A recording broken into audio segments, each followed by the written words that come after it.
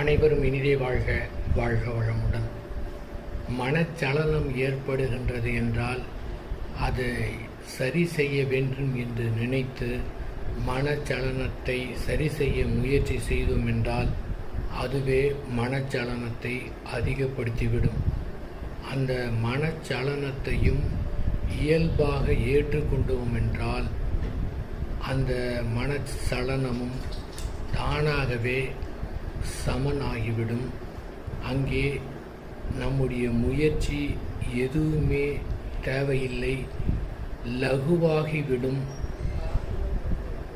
இது மிகவும் எளிமையானது. இதை புரிந்து கொண்டாலே போதுமானது. இதன் மூலமாக எத்தனையோ மனப்பிரச்சனையிலிருந்து வெளியே வந்துவிடலாம்.